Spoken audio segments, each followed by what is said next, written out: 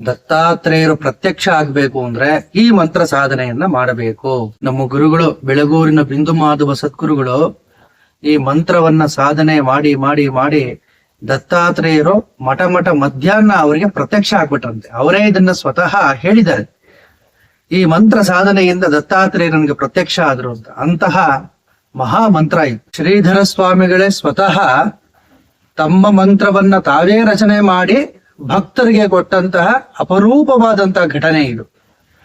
ಯಾವ ರೀತಿ ಶ್ರೀರಾಮಚಂದ್ರ ತನ್ನ ಮಂತ್ರವನ್ನ ತಾನೇ ರಚನೆ ಮಾಡಿ ಆಂಜನೇಯ ಸ್ವಾಮಿಗೆ ಕೊಟ್ನೋ, ತನ್ನ ನಾಮದ ಮಹಿಮೆಯನ್ನ ತಾನೇ ನೋಡಿ ಬೆರಗಾಗ್ಬಿಟ್ನಂತೆ ರಾಮಚಂದ್ರ. ಏನಿದು, ನನ್ನ ನಾಮದಲ್ಲಿ ಇಷ್ಟೊಂದು ಶಕ್ತಿ ಇದೆಯಾ ಅಂತ ರಾಮನಿಗೆ ರಾಮನಾಮದ ಒಂದು ಮಹಾತ್ಮೆಯನ್ನು ನೋಡಿ ಆಶ್ಚರ್ಯ ಆಗೋಯ್ತಂತೆ. ಅಂತಹ ಅಪರೂಪದ ಘಟನೆ ಶ್ರೀಧರ ಸ್ವಾಮಿಗಳ ಜೀವನದಲ್ಲೂ ಬರುತ್ತೆ. ಶ್ರೀಧರ ಸ್ವಾಮಿಗಳೇ ತಮ್ಮ ನಾಮದ ಮಹಾತ್ಮೆಯನ್ನ ಕೊಂಡಾಡಿದ್ದಾರೆ. ನಮಃ ಶಾಂತಾಯ ದಿವ್ಯಾಯ ಸತ್ಯ ಧರ್ಮ ಸ್ವರೂಪಿಣೆ ಸ್ವಾನಂದಾಮೃತ ತೃಪ್ತಾಯ ಶ್ರೀಧರಾಯ ನಮೋ ನಮಃ. ಮಹಾಮಂತ್ರ ಇದು, ಸಾಮಾನ್ಯವಾದ ಮಂತ್ರ ಅಲ್ಲ. ಯಾರು ಏಕನಿಷ್ಠರಾಗಿ ಶ್ರೀಧರರ ಈ ಮಹಾಮಂತ್ರವನ್ನ ಜಪ ಮಾಡ್ತಾರೆ, ಅವರ ಆಧ್ಯಾತ್ಮಿಕ ಸಾಧನೆ ಅತಿ ವೇಗವಾಗಿ ಬೆಳೆಯುತ್ತೆ. ಮನೆಯಲ್ಲಿ ರೋಗ ಬಾಧೆ ಇರಬಹುದು, ಭೂತ ಬಾಧೆ ಇರಬಹುದು, ಮಾನಸಿಕವಾಗಿ ಯಾರು ನರಳುತ್ತಿರ್ತಾರೆ ಅವರಿಗೆಲ್ಲ ಮಹಾಮಂತ್ರ ಯಾವ್ದಪ್ಪ ಅಂತ ಹೇಳಿದ್ರೆ ನಮಃ ಶಾಂತಾಯ ದಿವ್ಯಾಯ ಸತ್ಯ ಧರ್ಮ ಸ್ವರೂಪಿಣೆ ಸ್ವಾನಂದಾಮೃತ ತೃಪ್ತಾಯ ಶ್ರೀಧರಾಯ ನಮೋ ನಮಃ. ಈ ಮಂತ್ರವನ್ನ ಪ್ರತಿನಿತ್ಯ ಜಪ ಮಾಡಬೇಕು, ಹೆಚ್ಚಿನ ಸಂಖ್ಯೆಯಲ್ಲಿ ಜಪ ಮಾಡಬೇಕು. ಧ್ಯಾನಕ್ಕೆ ಕೂತ್ಕೊಳ್ಳುವಾಗ ನೀವೆಲ್ಲ ಧ್ಯಾನ ಮಾಡ್ತಿರ್ತೀರಾ. ಧ್ಯಾನದಲ್ಲಿ ಕೂತ್ಕೊಳ್ಳೋಕ್ ಮುಂಚೆ ನಮಃ ಶಾಂತಾಯ ಮಂತ್ರವನ್ನ 108 ಬಾರಿ ಜಪ ಮಾಡಿ ಕೂತ್ಕೊಂಡಾಗ ಶ್ರೀಧರರೇ ಧ್ಯಾನ ಮಾರ್ಗವನ್ನ ನಮಗೆ ಬೋಧನೆ ಮಾಡ್ತಾರೆ. ಧ್ಯಾನ ಹೇಗೆ ಮಾಡಬೇಕು, ಯಾವ ಆಸನದಲ್ಲಿ ಕೂತ್ಕೋಬೇಕು, ಧ್ಯಾನದಲ್ಲಿ ಕೂತ್ಕೊಂಡಾಗ ಮನಸ್ಸಿಗೆ ಬರ್ತಕ್ಕಂಥ ಕೆಟ್ಟ ಭಾವನೆಗಳನ್ನ ಹೇಗೆ ನಿಯಂತ್ರಿಸಬೇಕು, ಧ್ಯಾನದಲ್ಲಿ ಕೆಲವು ಪ್ರಲೋಭನ ಶಕ್ತಿಗಳು ಬರುತ್ತೆ ಮನಸ್ಸಿಗೆ ಆಸೆ ಇಡಿಸಕ್ಕೆ, ನಿನಗೆ ಅದು ಕೊಡ್ತೀನಿ ಇದು ಕೊಡ್ತೀನಿ, ಈ ರೀತಿ ಎಲ್ಲ ಆಗತ್ತೆ. ಮನುಷ್ಯನಿಗೆ ಬೇರೆ ಬೇರೆ ಆಸೆಗಳು ಬರ್ತಾ ಇರತ್ತೆ, ನಾನು ಅದನ್ನ ಪಡ್ಕೋಬೇಕು ಇದನ್ನ ಪಡ್ಕೋಬೇಕು ಅಂತ. ಆದ್ರೆ ಹಿಂದೆ ಹೋದ್ರೆ ಭಗವಂತನ ಮರ್ತು ಬಿಡ್ತಾನೆ. ಧ್ಯಾನ ಅನ್ನೋದು ಸುಲಭ ಅಲ್ಲ. ಇದು ದೇವತೆಗಳು ಪರೀಕ್ಷೆ ಮಾಡ್ತಾರೆ, ಸುತ್ತಮುತ್ತಲಿನ ಶಕ್ತಿಗಳು ಪರೀಕ್ಷೆ ಮಾಡತ್ತೆ. ಈ ಪರೀಕ್ಷೆನೆಲ್ಲ ದಾಟ್ಕೊಂಡು ಹೋದ್ರೆ ಕೊನೆಯಲ್ಲಿ ಪರಮಾತ್ಮ ಸಿಗ್ತಾನೆ. ಅದಕ್ಕೆ ನಮಗೊಂದು ಸ್ಟ್ರಾಂಗ್ ಆಗಿರೋ ಬೆನ್ನೆಲುಬು ಬೇಕು, ಕೃಪಾ ಕಟಾಕ್ಷ ಕೃಪಾ ರಕ್ಷೆ ಬೇಕು. ಆ ಕೃಪಾ ರಕ್ಷೆ ಬೇಕು ಅಂದ್ರೆ ಇದೇ ಮಂತ್ರ, ನಮಃ ಶಾಂತಾಯ ದಿವ್ಯಾಯ ಸತ್ಯ ಧರ್ಮ ಸ್ವರೂಪಿಣೆ ಸ್ವಾನಂದಾಮೃತ ತೃಪ್ತಾಯ ಶ್ರೀಧರಾಯ ನಮೋ ನಮಃ. ಶ್ರೀಧರ ಸ್ವಾಮಿಗಳು ದತ್ತಾತ್ರೇಯರ ಅವತಾರವೇ. ನೀವು ಇದನ್ನ ಪರೀಕ್ಷೆ ಮಾಡಬಹುದು. ನಮಃ ಶಾಂತಾಯ ದಿವ್ಯಾಯ ಸತ್ಯ ಧರ್ಮ ಸ್ವರೂಪಿಣೆ ಸ್ವಾನಂದಾಮೃತ ತೃಪ್ತಾಯ ಶ್ರೀಧರಾಯ ನಮೋ ನಮಃ. ಒಂದು ತಾಮ್ರದ ಚೊಂಬನಲ್ಲಿ ನೀರನ್ನ ಹಾಕಿ ಕೈನ ಅದ್ರ ಮೇಲೆ ಇಟ್ಟು ಒಂದು 15-20 ನಿಮಿಷ ಜಪ ಮಾಡಿ ಆ ನೀರನ್ನ ರೋಗಿಗೆ ಕುಡಿಸಿದಾಗ ಒಂದು ಚೇತರಿಕೆ ಬರುತ್ತೆ. ಇದು ಸಿದ್ಧಿ ಆಗುತ್ತೆ. ಇದನ್ನ ಸಿದ್ಧಿ ಮಾಡ್ಕೋಬೇಕು. ಶ್ರೀಪಾದವಲ್ಲಭರು ದತ್ತಾತ್ರೇಯರ ಮೊದಲನೇ ಅವತಾರ. ತಮ್ಮ ಅವತಾರದ ಸಂದರ್ಭದಲ್ಲಿ ಸುಮತಿ ಮಹಾರಾಣಿ ಅಪ್ಪಲ ಮಹಾರಾಜರಿಗೆ ಅವರು ಪುತ್ರರಾಗಿ ಜನಿಸ್ತಾರೆ. ಆ ಒಂದು ಅವತಾರದಲ್ಲಿ ಅಂದ್ರೆ ಮೊದಲನೇ ಅವತಾರದಲ್ಲಿ ಶ್ರೀಪಾದವಲ್ಲಭರ ತಮ್ಮನಾಗಿ ಶ್ರೀಧರ ರಾಜಶರ್ಮ ಅನ್ನೋ ಹೆಸರಿನಿಂದ ಅವರು ಜನಿಸ್ತಾರೆ. ಮುಂದೆ ಶ್ರೀಪಾದವಲ್ಲಭರೇ ಹೇಳ್ತಾರೆ, ಮುಂದೆ ನನ್ನ ಸಹೋದರ ಸದ್ಗುರುವಾಗಿ ವಿಜೃಂಭಿಸ್ತಾನೆ, ಅವನ ಹೆಸರಿನಲ್ಲಿ ಒಂದು ಸಂಸ್ಥಾನ ಏರ್ಪಡುತ್ತೆ ಅಂತ ಹೇಳಿ 1300ನೇ ಇಸ್ವಿ ಆಸುಪಾಸಿನಲ್ಲಿ ಶ್ರೀಪಾದವಲ್ಲಭರ ಅವತಾರ ಆಯಿತು. ಆಗಲೇ ಅವರು ತಮ್ಮ ಗ್ರಂಥದಲ್ಲಿ ಹೇಳ್ಬಿಟ್ಟಿದ್ದಾರೆ, ಮುಂದೆ ಶ್ರೀಧರ ಸ್ವಾಮಿಗಳ ಅವತಾರ ಆಗತ್ತೆ, ಅವರೇ ನನ್ನ ಸಂಸ್ಥಾನದಲ್ಲಿ ಪಾದುಕೆಗಳನ್ನ ಸ್ಥಾಪನೆ ಮಾಡ್ತಾರೆ. ಪೀಠಾಪುರ ಅಂತಿದೆ ಆಂಧ್ರದಲ್ಲಿ, ಅಲ್ಲಿ ನನ್ನ ಸಹೋದರನೇ ಮುಂದಿನ ಜನ್ಮದಲ್ಲಿ ನನ್ನ ಒಂದು ಪಾದುಕೆಗಳನ್ನ ಪ್ರತಿಷ್ಠಾಪನೆ ಮಾಡ್ತಾನೆ ಅಂತ ಶ್ರೀಧರ ಸ್ವಾಮಿಗಳೇ ಅಲ್ಲಿ ಆ ಪಾದುಕೆಗಳನ್ನ ಸ್ಥಾಪನೆ ಮಾಡಿದ್ದು ಪೀಠಾಪುರದಲ್ಲಿ. ತಮ್ಮ ತಪಶಕ್ತಿಯಿಂದ ಶ್ರೀಧರ ಸ್ವಾಮಿಗಳು ವರದಹಳ್ಳಿನಲ್ಲಿ ಸಕಲ ನದಿ ದೇವತೆಗಳನ್ನ ಪ್ರಾರ್ಥನೆ ಮಾಡ್ತಾರೆ. ಗಂಗಾ, ಯಮುನಾ, ಗೋದಾವರಿ, ಸರಸ್ವತಿ ಎಲ್ಲ ಜೀವ ನದಿಗಳನ್ನ, ಬ್ರಹ್ಮಾಂಡದಲ್ಲಿ ಇರ್ತಕ್ಕಂಥ ಅನೇಕ ಪುಣ್ಯ ತೀರ್ಥಗಳನ್ನ ಅವರು ಪ್ರಾರ್ಥನೆ ಮಾಡ್ತಾರೆ. ದೇವದೇವಿಯರ ಜೊತೆ ಮಾತನಾಡಬಲ್ಲಂತಹ ಶಕ್ತಿಯನ್ನ ಶ್ರೀಧರ ಸ್ವಾಮಿಗಳು ಪಡೆದಿದ್ದರು. ಆ ದೇವತೆಗಳ ಜೊತೆ ಮಾತನಾಡಿ ನಿಮ್ಮೆಲ್ಲ ಶಕ್ತಿಯನ್ನ ಈ ತೀರ್ಥಕ್ಕೆ ನೀವು ದಯಪಾಲಿಸಬೇಕು ಅಂತ ಕೇಳಿಕೊಂಡಾಗ ಅಲ್ಲಿ ಆ ಒಂದು ಜಲ ಉಕ್ಕುತ್ತೆ. ಅದೇ ಶ್ರೀಧರ ತೀರ್ಥ. ಇವಾಗ ವರದಹಳ್ಳಿನಲ್ಲಿ ಏನಿದೆ, ಶ್ರೀಧರ ಸ್ವಾಮಿಗಳು ತಮ್ಮ ತಪಸ್ಸಿನ ಬಲದಿಂದ ಸೃಷ್ಟಿ ಮಾಡಿದಂತಹ ಆ ಜಲ ಮೂಲ.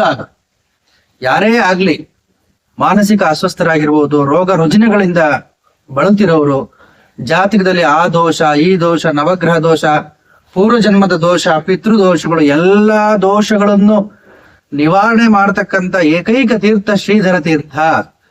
ಶ್ರೀಧರ ತೀರ್ಥದಲ್ಲಿ ಹೋಗಿ ಒಂದು ಸಾರಿ ಸ್ನಾನ ಮಾಡಿಬಿಟ್ರೆ ಅವನಿಗೆ ಪುನರ್ಜನ್ಮ ಇದ್ದಾಗ, ಅವನಿಗೆ ನೂತನ ಶಕ್ತಿಯನ್ನ ಕೊಡುತ್ತೆ. ಗುರು ಶಾಪ, ಪಿತೃಶಾಪ, ಸ್ತ್ರೀ ಶಾಪ, ಎಲ್ಲ ಶಾಪಗಳನ್ನ ಕಳಿದಕ್ಕಂತ ತೀರ್ಥವೇ ಶ್ರೀಧರ ತೀರ್ಥ. ಈ ಶ್ರೀಧರ ತೀರ್ಥವನ್ನ ಸಂಗ್ರಹ ಮಾಡಿಕೊಂಡು ಮನೆಯಲ್ಲಿ ದೇವಮೂಲೆಯಲ್ಲಿ ಇಟ್ರೆ ಮನೆಯ ವಾಸ್ತು ದೋಷಗಳೆಲ್ಲ ನಿವಾರಣೆ ಆಗುತ್ತೆ. ಇದು ಸತ್ಯ. ಈ ಶ್ರೀಧರ ತೀರ್ಥದಲ್ಲಿ ಮನೆಯಲ್ಲಿ ನಾವು ರುದ್ರಾಭಿಷೇಕ ಮಾಡ್ತೀವಿ, ದೇವತೆಗಳಿಗೆ ಅಭಿಷೇಕ ಮಾಡ್ತೀವಿ, ಹಬ್ಬ ಹರಿದಿನಗಳಲ್ಲಿ ಸಾಲಿಗ್ರಾಮ ಪೂಜೆ ಮಾಡ್ತೀವಿ. ಈ ಶ್ರೀಧರ ತೀರ್ಥದಿಂದ ಅಭಿಷೇಕ ಮಾಡಿದ್ರೆ ದೇವತೆಗಳು ಆಶೀರ್ವಾದ ಮಾಡ್ತಾರೆ. ಯಾಕೆಂತ ಹೇಳಿದ್ರೆ ಎಲ್ಲಾ ತೀರ್ಥಗಳಲ್ಲೂ ಹೋಗಿ ನಾವು ಸ್ನಾನ ಮಾಡೋದಕ್ಕಾಗೋದಿಲ್ಲ, ಎಲ್ಲಾ ಪುಣ್ಯ ನದಿಗಳಲ್ಲೂ ನಾವು ಹೋಗಿ ಸ್ನಾನ ಮಾಡೋದಕ್ಕಾಗೋದಿಲ್ಲ. ಎಲ್ಲಾ ಶಕ್ತಿ ಸಮಾಗಮ ಆಗಿರ್ತಕ್ಕಂಥ ಶ್ರೀಧರ ತೀರ್ಥವನ್ನ ತಗೊಂಡು ನಾವು ಯಾವಾಗ ಮನೆಯಲ್ಲಿ ದೇವರುಗಳಿಗೆ ಅಭಿಷೇಕ ಮಾಡ್ತೀವಿ, ಅವರು ಸಂತೋಷ ಪಟ್ಟು ಆಶೀರ್ವಾದ ಮಾಡ್ತಾರೆ. ಇಂತಹ ಒಂದು ದಿವ್ಯ ತೀರ್ಥದಿಂದ ನನಗೆ ಅಭಿಷೇಕ ಮಾಡಿದ್ಯಾ ಮಗು, ನಿನಗೆ ನಾನು ಆಶೀರ್ವಾದ ಮಾಡ್ತೀನಿ ಅಂತ ಹೇಳಿ ಆಶೀರ್ವಾದವನ್ನ ಮಾಡ್ತಾರೆ. ಪಿತೃಪಕ್ಷದಲ್ಲಿ ತರ್ಪಣಗಳನ್ನ ಕೊಡ್ತಾರೆ ಹಿರೀಕರಿಗೆ. ಶ್ರೀಧರ ತೀರ್ಥದಿಂದ ಯಾರೇ ಆಗ್ಲಿ ತರ್ಪಣವನ್ನ ಕೊಟ್ಟಿದ್ದಾದರೆ ಪಿತೃದೇವತೆಗಳು ಸಂತೋಷ ಪಡ್ತಾರೆ, ಅವರಿಗೆ ಮುಕ್ತಿ. ಆ ತೀರ್ಥ ಜಲವನ್ನ ದಯವಿಟ್ಟು ನೀವು ಶ್ರೀಧರ ಆಶ್ರಮಕ್ಕೆ ಹೋದಾಗ ಅಲ್ಲಿ ಕ್ಯಾನ್ ಅಲ್ಲಿ ತಗೊಂಡು ಮನೆಗೆ ತಗೊಂಡ್ಬಂದು ಅದನ್ನ ಸಂಗ್ರಹ ಮಾಡಿ ಇಟ್ಕೊಳ್ಳಿ. ಮನೆಯಲ್ಲಿ ಒಂದು ಪಾಸಿಟಿವ್ ವೈಬ್ ಅನ್ನೋದು ಬರುತ್ತೆ ಶ್ರೀಧರ ತೀರ್ಥದಿಂದ. ಶ್ರೀಧರ ಸ್ವಾಮಿಗಳು ಸಾಮಾನ್ಯರಲ್ಲ, ತಪಸ್ಸೇ ಮೂರ್ತಿವೆತ್ತಂತೆ. ಒಬ್ಬ ಮನುಷ್ಯ ತನ್ನ ಜೀವನದಲ್ಲಿ ಎಷ್ಟು ತಪಸ್ಸನ್ನು ಮಾಡಲು ಸಾಧ್ಯವಿದೆಯೋ ಅದರ 1000 ಪಟ್ಟು ತಪಸ್ಸನ್ನು ಶ್ರೀಧರ ಸ್ವಾಮಿಗಳು ಮಾಡಿದ್ದಾರೆ. ಅವರ ಜೀವನ ಚರಿತ್ರೆ ಶ್ರೀಧರರ ಮಹಾ ಸಂಸ್ಥಾನದಿಂದನೇ ಪ್ರಕಟ ಆಗಿದೆ. ಶ್ರೀಧರರ ದಿವ್ಯ ಚರಿತ್ರೆ, ಆ ಪುಸ್ತಕವನ್ನ ಮನೆಯಲ್ಲಿ ಪಾರಾಯಣ ಮಾಡಬೇಕು. ಅವನ ಮನುಷ್ಯ ಪಾರಮಾರ್ಥಿಕ ಜೀವನದಲ್ಲಿ ಬೇಗ ಮುಂದುವರಿತಾನೆ. ಪರಮಾತ್ಮನ ದರ್ಶನ ಮಾಡಿಸ್ಕೊಡ್ತಕ್ಕಂತ ಏಕೈಕ ಗ್ರಂಥ ಶ್ರೀಧರ ಚರಿತಾಮೃತ ಅವರ ಸಂಸ್ಥಾನದಿಂದನೇ ಪ್ರಕಟ ಆಗಿದೆ. ಯಾರು ಬೇಕಾದ್ರೂ ಇವಾಗ ಆನ್ಲೈನ್ ಅಲ್ಲಿ ಅದನ್ನ ಹುಡುಕಿ ಗೂಗಲ್ ಅಲ್ಲಿ ಹೋಗಿ ಶ್ರೀಧರ ಸಂಸ್ಥಾನ ಅಂತ ಟೈಪ್ ಮಾಡಿದ್ರೆ ಅವರ ಒಂದು ವೆಬ್ಸೈಟ್ ಬರುತ್ತೆ, ಅಲ್ಲಿ ನೀವು ತರಿಸ್ಕೋಬಹುದು. ಶ್ರೀಧರರ ಪುಸ್ತಕನ ನೀವೇ ತರಿಸ್ಕೋಬಹುದು. ಶ್ರೀಧರ ಚರಿತಾಮೃತ ಗ್ರಂಥವನ್ನ ದಯವಿಟ್ಟು ಎಲ್ಲರೂ ಓದಿ. ಶ್ರೀಧರ ಸ್ವಾಮಿಗಳು ದೇವತೆಗಳ ಜೊತೆ ಪ್ರತ್ಯಕ್ಷವಾಗಿ ಮಾತನಾಡ್ತಿದ್ರು. ತಮ್ಮ ಜೀವನ ಕಾಲದಲ್ಲಿ ಅವರು ಅನೇಕ ತೀರ್ಥಕ್ಷೇತ್ರಗಳನ್ನ ಉದ್ಧಾರ ಮಾಡಿದ್ದಾರೆ. ಎಲ್ಲೇ ಸಂಚಾರಕ್ಕೆ ಹೋದ್ರು ಶ್ರೀಧರ ಸ್ವಾಮಿಗಳು ಆ ತೀರ್ಥಕ್ಷೇತ್ರದಲ್ಲಿ ಏನು ಲೋಪದೋಷ ಇದೆ, ನ್ಯೂನತೆ ಇದೆ, ದೇವತೆಗಳಿಗೆ ಸರಿಯಾಗಿ ನೈವೇದ್ಯ ಆಗ್ತಿದ್ಯಾ ಇಲ್ವಾ, ದೇವತೆಗಳ ಶಕ್ತಿ ಕಳೆಗುಂದಿದ್ಯಾ, ಇದನ್ನೆಲ್ಲ ನೋಡೋರು. ಶಕ್ತಿಪಾತವನ್ನು ಮಾಡಿ, ಸೂರ್ಯಮಂಡಲದಿಂದ ಶಕ್ತಿಪಾತವನ್ನು ಮಾಡಿ ಆ ಶಕ್ತಿಯನ್ನ ದೇವತೆಗಳಿಗೆ ಕಳೆಯನ್ನ ತುಂಬಿ ಕಳಾಭಿವೃದ್ಧಿಯನ್ನ ಮಾಡಿದ್ದಾರೆ. ಆ ಕ್ಷೇತ್ರದಲ್ಲಿ ಅನೇಕ ದುಷ್ಟಶಕ್ತಿಗಳು ಭಕ್ತರನ್ನ ಹೋಗೋಕೆ, ಕೆಲವೊಂದು ಕ್ಷೇತ್ರಗಳಲ್ಲಿ ಭಕ್ತರನ್ನ ಹೋಗೋದಕ್ಕೆ ಬಿಡ್ತಿರಲ್ಲ ದುಷ್ಟಶಕ್ತಿಗಳು. ಕೇವಲ ತೀರ್ಥವನ್ನ ಹಾಕೋದ್ರಿಂದ ಅವರು ಆ ದುಷ್ಟಶಕ್ತಿಗಳನ್ನ ಲಯ ಮಾಡಿಬಿಡ್ತಿದ್ರು. ಯಾರೇ ರೋಗಿಷ್ಠರು, ಭೂತ ಬಾಧೆ ಇರೋರು ಅವ್ರ ಹತ್ರ ಬಂದಾಗ ಕೇವಲ ಏನಿಲ್ಲ, ಒಂದು ಉದ್ದನೆಯಲ್ಲಿ ನೀರು ತಗೊಳ್ಳೋರು, ಆ ಉದ್ದನೆಯಲ್ಲಿ ತೀರ್ಥವನ್ನ ಅರ್ಘ್ಯ ಪಾತ್ರೆಯಲ್ಲಿ ಹಾಕೋರು. ಅವ್ರು ಆ ತೀರ್ಥ ಬಿಡೋದು ಅಂತ ಆಗಿನ ಕಾಲದಲ್ಲಿ ಪ್ರಚಲಿತ ಆಗೋಗಿತ್ತು. ಆ ತೀರ್ಥವನ್ನ ಒಂದು ಸಾರಿ ಹಾಕಿದ್ರೆ ಎಲ್ಲ ಸಮಸ್ಯೆಗಳು ನಿವಾರಣೆ ಆಗೋಗುದು. ತಮ್ಮ ಹೆಬ್ಬೆಟ್ಟಿನ ಮೇಲೆ ತೀರ್ಥ ಹಾಕೊಳ್ಳೋರಂತೆ ಶ್ರೀಧರ ಸ್ವಾಮಿಗಳು. ಭಕ್ತರ ಕರ್ಮಗಳನ್ನ ತಾವು ಆಕರ್ಷಣೆ ಮಾಡಿಕೊಂಡು ತಾವು ಧ್ವಂಸ ಮಾಡೋರು. ತಮ್ಮ ಹೆಬ್ಬೆಟ್ಟಿನ ಮೇಲೆ ಆ ತೀರ್ಥವನ್ನು ಹಾಕೊಳ್ಳೋರಂತೆ ಶ್ರೀಧರ ಸ್ವಾಮಿಗಳು. ಹೀಗೆ ಶ್ರೀಧರ ಸ್ವಾಮಿಗಳು ಸಂಚಾರ ಕಾಲದಲ್ಲಿ ಅನೇಕ ತೀರ್ಥಕ್ಷೇತ್ರಗಳಿಗೆ ಹೋದಾಗ ಅಲ್ಲಿರ್ತಕ್ಕಂಥ ದೇವತೆಗಳ ಜೊತೆ ಸಂಭಾಷಣೆ ಮಾಡಿದ್ದಾರೆ. ಶ್ರೀಧರ ಚರಿತಾಮೃತದಲ್ಲಿ ಇವೆಲ್ಲ ಸುದೀರ್ಘವಾಗಿ ಉಲ್ಲೇಖಿತ ಆಗಿದೆ. ರಾಮನಾಮ ಜಪ ಶ್ರೀಧರ ಸ್ವಾಮಿಗಳು ಬಹಳ ಒತ್ತು ಕೊಟ್ಟರು. ತಮ್ಮ ಸಾಧನಾ ಕಾಲದಲ್ಲಿ ಕೋಟ್ಯಾಂತರ ರಾಮನಾಮ ಜಪವನ್ನು ಶ್ರೀಧರ ಸ್ವಾಮಿಗಳು ಮಾಡಿದ್ದಾರೆ. ಅವರು ತಮ್ಮ ಆಡು ಭಾಷಣ ಹೇಳೋರು, ಮಗ ಅಂತ ಕರೆಯೋರು ಎಲ್ಲಾರನು. ಮಗ, ರಾಮನಾಮ ಎಲ್ಲಾ ಆಪತ್ತಿಗಳಿಂದಲೂ ಬಿಡುಗಡೆ ಮಾಡುತ್ತೆ. ಅವರ ಧ್ವನಿ ಮುದ್ರಿಕೆಗಳು ಈಗಲೂ ಇದೆ ಅಂತರ್ಜಾಲದಲ್ಲಿ, ಅವ್ರು ಮಾತಾಡಿರ್ತಕ್ಕಂಥ ಧ್ವನಿ ಮುದ್ರಿಕೆಗಳು. ಅವರ ಬರಹ ಇಂಗ್ಲಿಷ್ ನಲ್ಲಿ ತುಂಬಾ ಪರಿಣಿತಿಯನ್ನು ಪಡ್ತಿದ್ರು. ಅವರ ಇಂಗ್ಲಿಷ್ ಯಾರು ಮಾತಾಡೋದಕ್ಕಾಗೋದಿಲ್ಲ, ಅದಕ್ಕೆ ಬರೆಯೋದಕ್ಕೂ ಆಗೋದಿಲ್ಲ. ಅಷ್ಟು ಅಪಾರವಾದ ಜ್ಞಾನ, ಪ್ರಾಪಂಚಿಕ ಜ್ಞಾನವೂ ಇತ್ತು ಅವ್ರಿಗೆ, ಪಾರಮಾರ್ಥಿಕ ಜ್ಞಾನದ ಜೊತೆ. ಆದ್ರೆ ನಿರ್ಲಿಪ್ತರಾಗಿ ಸಂಚಾರ ಮಾಡಿದೆಲ್ಲ ಕೇವಲ ಕಾಲ್ನಡಿಗೆನಲ್ಲಿ. ಒಂದೇ ಒಂದು ಕೌಪಿನ ಲಂಗೋಟಿ ಹಾಕೊಂಡು ಮೈ ಮೇಲೆ ಬಟ್ಟೆನೇ ಇರ್ತಿರ್ಲಿಲ್ಲ ಅವ್ರಿಗೆ. ರಾಮ ಏನು ಕೊಡ್ತಾನೋ ಅದನ್ನ ನಾನು ತಿಂತೀನಿ ಅಂತ ತಪಸ್ಸು ಮಾಡ್ತಾ ಮಾಡ್ತಾ ಮಾಡ್ತಾ ದುರ್ಗಮವಾದ ಕಾಡುಗಳಲ್ಲಿ ಸಂಚಾರ ಮಾಡಿದ್ದಾರೆ. ಭಗವಂತ ನಾನು ಕೊಟ್ಟೆ ನಾನು ತಿಂತೀನಿ, ಇಲ್ಲ ಅಂದ್ರೆ ಇಲ್ಲ ಅಂತ ಹೇಳಿ ಕಾಡಿನಲ್ಲಿ ಇರ್ತಕ್ಕಂಥ ಸೊಪ್ಪು ಸೊದೆಗಳನ್ನ ತಿನ್ಕೊಂಡು ಎಷ್ಟೋ ವರ್ಷಗಳ ಕಾಲ ಕಳೆದಿದ್ದಾರೆ. ಅವ್ರಿಗಾಗಿ ಹಸುಗಳು ಹುಡ್ಕೊಂಡ್ ಬರೋದಂತೆ. ಈ ಮಹಾತ್ಮ ತಪಸ್ಸು ಮಾಡ್ತಿದ್ದಾನೆ, ಇವನಿಗೆ ಹಾಲು ಕೊಡುವಂತ ಹಸುಗಳು ಬಂದು ಹಾಲು ಸುರಿಸಿದೆ ಶ್ರೀಧರ ಸ್ವಾಮಿಗಳಿಗೋಸ್ಕರ. ಕೇವಲ ಆಗಲಕಾಯಿ, ಬೇವಿನ ಸೊಪ್ಪು ಅದನ್ನು ತಿನ್ಕೊಂಡು ತಪಸ್ಸು ಮಾಡಿದ್ದಾರೆ ಶ್ರೀಧರ ಸ್ವಾಮಿಗಳು. ಅವರು ಮಾಡದಂತ ತಪಸ್ಸು, ಅವರು ಪಟ್ಟಂತಹ ಕಷ್ಟ ಯಾರೋ ಪಡೋದಕ್ಕೆ ಸಾಧ್ಯ ಇಲ್ಲ. ತಪಸ್ಸಿಗೋಸ್ಕರ, ಕೇವಲ ತಪಸ್ಸಿಗೋಸ್ಕರ. ರಾಮನಾಮ ಎಲ್ಲಾ ವಿಧವಾದ ಆಪತ್ತುಗಳಿಂದಲೂ ನಮ್ಮನ್ನ ಕಾಪಾಡುತ್ತೆ ಅಂತ ಅನೇಕ ಬಾರಿ ಹೇಳಿದ್ದಾರೆ ಶ್ರೀಧರ ಸ್ವಾಮಿಗಳು. ಶಿರಸಿ, ಸಾಗರ ಆ ಭಾಗದಲ್ಲೆಲ್ಲ ದೈವಗಳು, ತುಂಬಾ ದೈವಾರಾಧನೆ ನಡೆಯುತ್ತೆ. ಅನೇಕ ವಿಧವಾದ ದೈವಗಳು ಬಂದು ಶ್ರೀಧರ ಸ್ವಾಮಿಗಳ ಹತ್ರ ಸಂಭಾಷಣೆ ಮಾಡ್ತಿದ್ರು. ಆ ದೈವಗಳಿಗೂ ಸಹ ಮಾರ್ಗದರ್ಶನ ಮಾಡ. ದೈವಗಳು ಅಂದ್ರೆ ಗಣಗಳು, ಶಿವಗಣಗಳು, ವಿಷ್ಣು ಗಣಗಳು, ದುರ್ಗಾದೇವಿಯ ಗಣಗಳು, ಹೀಗೆ ಗಣಗಳಲ್ಲಿ ಬೇರೆ ಬೇರೆ ಗಣಗಳು, ದೈವಾರಾಧನೆ, ಗಣಾರಾಧನೆ ನಡೆಯುತ್ತೆ. ಅನೇಕ ಕ್ಷೇತ್ರಗಳಲ್ಲಿ ದೈವಗಳು ಬಂದು ಶ್ರೀಧರ ಸ್ವಾಮಿಗಳನ್ನ ಪೂಜೆ ಮಾಡ್ಕೊಂಡು ಹೋಗಿದೆ. ಯಾಕಂತ ಹೇಳಿದ್ರೆ ದತ್ತಾತ್ರೇಯರ ಅವತಾರ ಅವರು. ಇಂಥ ಗುರುವಿನ ಸಂದರ್ಶನದಿಂದ ನಾವು ಸಹ ದೇವತೆಗಳಾಗಬಹುದು. ಅವ್ರಿಗೂ ಇದೆ ಆ ಗಣಗಳಿಗೂ ಸಹ ಮುಂದೆ ಅವ್ರಿಗೊಂದು ಹಂತ ಇದೆ, ಬೆಳವಣಿಗೆಯ ಹಂತ ಇದೆ ಅವ್ರಿಗೂ. ಆ ಗಣಗಳಾಗಿರೋರು ಮತ್ತೆ ಸಾರೂಪ್ಯವನ್ನು ಪಡ್ಕೊಳ್ತಾರೆ, ಭಗವಂತನ ರೂಪವನ್ನು ಪಡ್ಕೊಳ್ತಾರೆ. ಶಿವಗಣಗಳಾಗಿರೋರು ಶಿವಗಣಗಳಾಗಿದ್ದು ಮುಂದೆ ಅವರು ಮುಂದಿನ ಹಂತದಲ್ಲಿ ಸಾಧನೆ ಮಾಡ್ತಾ ಮಾಡ್ತಾ ಮಾಡ್ತಾ ಶಿವಸ್ವರೂಪರಾಗಿ ಶಿವನಲ್ಲಿ ಐಕ್ಯ ಆಗ್ತಾರೆ. ಹೀಗೆ ಆ ಸೋಪಾನ ಮಾರ್ಗ ಅನ್ನೋದು ಗಣಗಳಲ್ಲೂ ಇದೆ. ಎಲ್ಲಾದರೂ ಆ ಗಣಗಳು ಕೋಪ ಆಗಿದ್ರೆ, ದೈವಗಳಿಗೆ ಕೋಪ ಬಂದಿದ್ರೆ ಶ್ರೀಧರ ಸ್ವಾಮಿಗಳು ಒಂದು ತೀರ್ಥವನ್ನ ಹಾಕೋದ್ರ ಮುಖಾಂತರ ಆ ದೈವಗಳನ್ನ ಶಾಂತ ಮಾಡಿದ್ದಾರೆ. ಅವರ ಚರಿತಾಮೃತ ಗ್ರಂಥದಲ್ಲಿ ಬರುತ್ತಿವೆಲ್ಲ. ಅನೇಕ ದೈವಗಳಿಗೆ, ಗಣಗಳಿಗೆ ಅವರು ತೃಪ್ತಿಯನ್ನ ಕೊಟ್ಟು ಕ್ಷೇತ್ರಗಳನ್ನ ಉದ್ಧಾರ ಮಾಡಿರ್ತಕ್ಕಂಥ ಮಹಾಪ್ರಭುಗಳು. ಬೆಳದಿಂಗಳನ ಧ್ಯಾನಕ್ಕೆ ತುಂಬಾ ಒತ್ತು ಕೊಟ್ಟರು ಶ್ರೀಧರ ಸ್ವಾಮಿಗಳು. ಅವರ ಚರಿತಾಮೃತ ಗ್ರಂಥದಲ್ಲೇ ಬರುತ್ತೆ. ಇವತ್ತು ಗುರು ಪೌರ್ಣಿಮೆ, ಎಲ್ಲರೂ ಸಹ ಆ ಒಂದು ಬೆಳದಿಂಗಳಿನಲ್ಲಿ ಗುರುವನ್ನ ಭಾವನೆ ಮಾಡಿಕೊಂಡು, ನಿಮ್ಮ ಗುರುವನ್ನ ಚಂದ್ರಬಿಂಬದಲ್ಲಿ ನೋಡಬೇಕು. ಚಂದ್ರಬಿಂಬದಲ್ಲಿ ನೋಡ್ತಾ ಧ್ಯಾನ ಮಾಡೋದ್ರಿಂದ ಆ ಗುರುವಿನ ಕಟಾಕ್ಷ ನಮಗೆ ಬರುತ್ತೆ. ಗುರು ಪೌರ್ಣಿಮೆ ದಿವಸ ಯಾಕೆ ಇದನ್ನೆಲ್ಲ ಮಾಡಿದ್ರು ಅಂದ್ರೆ, ಪ್ರಕೃತಿನಲ್ಲಿ ಹಲವಾರು ಶಕ್ತಿಗಳಿದೆ. ಇವತ್ತಿನ ಶಕ್ತಿ ಯಾವುದು ಅಂದ್ರೆ ಗುರುವಿನ ಶಕ್ತಿ. ಗುರು ಪೌರ್ಣಿಮೆ ದಿವಸ ಆ ಒಂದು ಗುರುವಿನ ರೂಪವನ್ನ ಬೆಳದಿಂಗಳಿನಲ್ಲಿ ನೋಡ್ತಾ ಧ್ಯಾನ ಮಾಡೋದ್ರಿಂದ ಯೋಗ ಸಾಕ್ಷಾತ್ಕಾರ ಆಗತ್ತೆ. ಚಂದ್ರಕಲೆ ಇಲ್ಲಿ ಮೂಡುತ್ತೆ. ಚಂದ್ರ ಇಲ್ಲಿ ಇರ್ತಾನೆ. ಯಾವ ರೂಪದಲ್ಲಿ ಇದ್ರೆ ಅಮೃತ ಸ್ವರೂಪದಲ್ಲಿ ಸಹಸ್ರಾರ ಕಮಲದಲ್ಲಿ ಇರ್ತಾನೆ.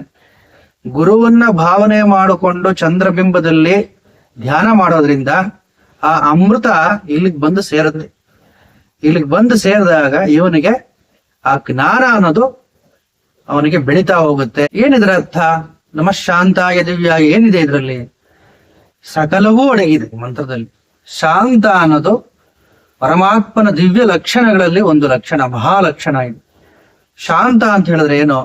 ಕಾಮ, ಕ್ರೋಧ, ಲೋಭ, ಮೋಹ, ಮದ, ಮಾತ್ಸರ್ಯ ಇದನ್ನೆಲ್ಲ ಬಿಟ್ಟಾಗ ಮನುಷ್ಯ ಶಾಂತನಾಗ್ತಾನೆ. ಅವನ ಪಾಪ ಕರ್ಮಗಳೆಲ್ಲ ಸುಟ್ಟಾಗ ಅವನು ಶಾಂತನಾಗ್ತಾನೆ. ಅವನ ಪೂರ್ವ ಜನ್ಮದ ಕರ್ಮಗಳೆಲ್ಲ ಭಸ್ಮ ಆದಾಗ ಅವನು ಶಾಂತನಾಗ್ತಾನೆ. ನಾನು ಯಾರು ಅಂತ ಗೊತ್ತಾದಾಗ ಮನುಷ್ಯ ಶಾಂತನಾಗ್ತಾನೆ. ಅದೇ ನಮಃಶಾಂತಾಯ ದಿವ್ಯಾಯ. ಯಾವಾಗ ಈ ಶಾಂತ ಲಕ್ಷಣ ನಾನು ಯಾರು ಅಂತ ಮನುಷ್ಯನಿಗೆ ಗೊತ್ತಾಗುತ್ತೆ, ಅವಾಗ ಅವನು ದಿವ್ಯನಾಗ್ತಾನೆ. ದಿವ್ಯ ಅಂದ್ರೆ ಏನು? ಎಲ್ಲಾ ವಿಧವಾದಂತಹ ಪಾರಮಾರ್ಥಿಕ ವೈಭವ ಎಲ್ಲಿ ಕಂಗೊಳಿಸುತ್ತೋ ಅದು ದಿವ್ಯ. ನಮಃಶಾಂತಾಯ ದಿವ್ಯಾಯ ಸತ್ಯ ಧರ್ಮ ಸ್ವರೂಪಿಣೆ. ಶ್ರೀಧರರು ಸತ್ಯ ಮತ್ತು ಧರ್ಮದ ಸ್ವರೂಪರೇ ಆಗಿದ್ರು. ಇದನ್ನ ಹೇಳೋದ್ರಿಂದ ನಾವು ಸತ್ಯ ಮಾರ್ಗದಲ್ಲಿ, ಧರ್ಮ ಮಾರ್ಗದಲ್ಲಿ ನಡೆಯುವಂತ ಶಕ್ತಿಯನ್ನ ಗುರುಗಳು ನಮ್ಗೆ ಕೊಡ್ತಾರೆ.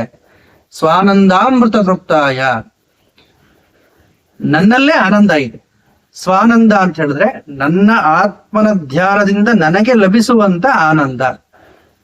ನಾನೇ ಶಿವನಾಗಿದ್ದೇನೆ, ನಾನೇ ಪರಮಾತ್ಮ ಆಗಿದ್ದೇನೆ.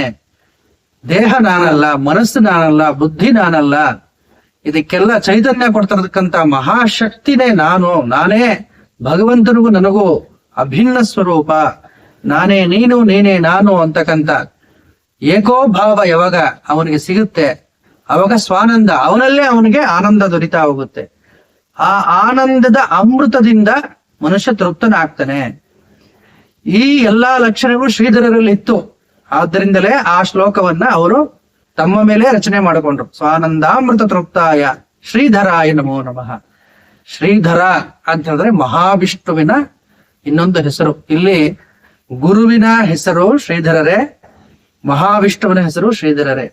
ಅಂದ್ರೆ ಇಲ್ಲಿ ಶ್ರೀಧರ ಅಂತ ಒಂದ್ಸಲಿ ಕರೆದ್ರೆ ನಾವು ಮಹಾವಿಷ್ಣುವಿನ ಸಂಬೋಧನೆ ಮಾಡಿದಾಗೆ ಆಗತ್ತೆ. ಶ್ರೀ ಅಂತ ಹೇಳಿದ್ರೆ ಮಹಾಲಕ್ಷ್ಮಿ. ಮಹಾಲಕ್ಷ್ಮಿಯನ್ನ ಯಾರು ಧರಿಸಿರ್ತಾನೋ ಅವನೇ ಮಹಾವಿಷ್ಣು. ಶ್ರೀಧರ ಅಂತಕ್ಕಂಥ ಹೆಸರಿನಲ್ಲಿ ಪ್ರಕೃತಿ ಪುರುಷ ಎರಡೂ ಬಂದ್ಬಿಡ್ತು. ಶ್ರೀ ಅಂದ್ರೆ ಪ್ರಕೃತಿ, ಧರಿಸಿರೋನು ಯಾರು ಪರಮಾತ್ಮ.